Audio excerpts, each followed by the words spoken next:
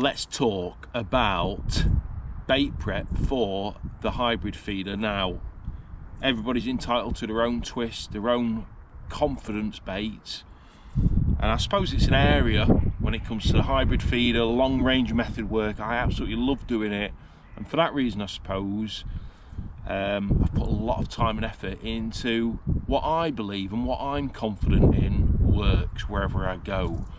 So I'm just going to give you a few tips on my twist on bait prep for the hybrid feeder for long range method work on my open waters. Let's say where I am today at Worsborough, Barston, Boddingtons. As I've said, it's the way I do it, but I catch a lot of fish on it. I'm confident, so I just thought I'd pass on a few hints and tips that might help you catch those extra few fish and those bigger fish as well.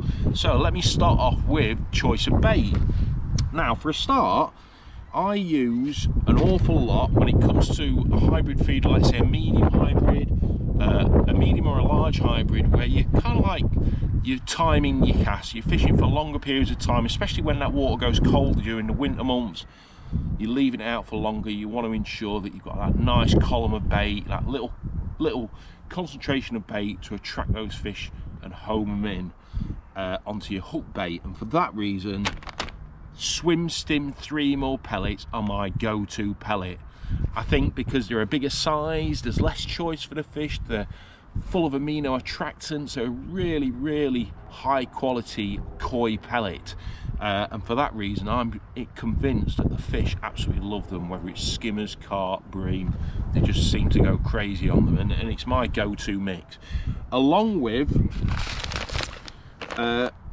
XL, well, they're not XL actually more, they're just 2mm carp pellets, which they have been so consistently good in quality, the dynamite carp pellets. You need a high quality pellet when you're going to soak them up. You want them to swell up, you want them to hold them shape, and that means when you compress them into a feeder, they're going to swell up out of the feeder, push your hook bait out, and that's exactly what you get with these pellets. They are consistently good, and that's what you need to look for when it comes to the hybrid feeder preparation bait side. So I use a concoction of the 2mm and the 3mm mixed together, and you end up with these little beauties here. Now, why do I do green? Well, you know, I think green, nice bit of camouflage on the bottom, but also you've got that choice, you've got a little bit of brown as well, a few flecks of brown in from the 2mm. I just think it makes a really big difference. Now, there's something different also that I do. I'm going to run you through the bait prep, what I do. But what I also do is I add an addition of the Swim Stim pellet soak, F1 Sweet pellet soak. It's something that until this year I've not really used a lot of, but I have over the past few weeks especially, and I've had quite a lot of fish on it and done well in the matches, especially here at Worsborough. So I use the F1 Sweet pellet soak with my all-time favourite. Now, I am completely sold on this product, Complex T liquid attractant. This is a food hydration liquid, and basically it adds protein, it adds content, it adds food value to your pellets. You can imagine we're fishing a big expanse of water, so you need that boost of scent, of flavour, of protein, of food content to actually home them fishing quicker into your feeding zone. And I am 100% sure that this makes a difference.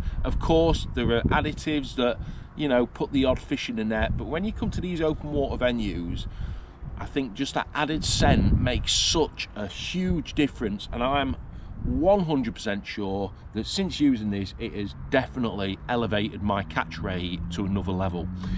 So all I do is I use a small amount of this, and I'm going to show you exactly what I do with the pellet soak and the micros and the 3mm as well. So let me quickly show you how I prep them up. And to be honest with you, it's really simple. Or my advice here, you can do it on the bank, but I think you get better results the night before in the fridge. And this is all I do. So all I do is get a pint tub, and it's amazing, even a pint of dry pellets really does swell up. You end up with a lot of bait. And it's always best to measure your pellets out. So I might do, let's say, 2/3 of 3mm pellets,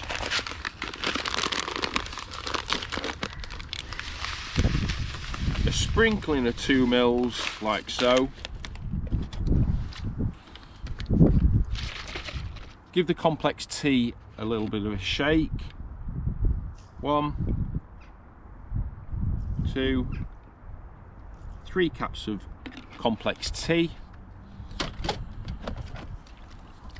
and then I add 6 caps of F1 sweet.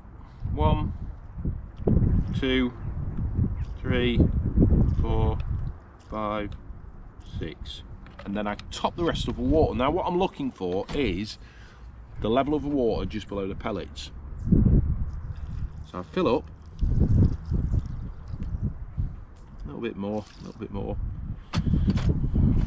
swirl them around, and as you can see that level of the water now just under the level of the pellets. So if I just scrape the pellets away, you can see the water, and that's exactly what you want to look for. And all I do now is I leave them either on my side tray for half an hour, a little bit longer, but preferably in the fridge overnight, and they end up perfect, which means they're soft, but as you squeeze them they're expanding back out, which helps push all your bait out of the feeder and creates that nice little column of bait on the bottom for the fish to home in on.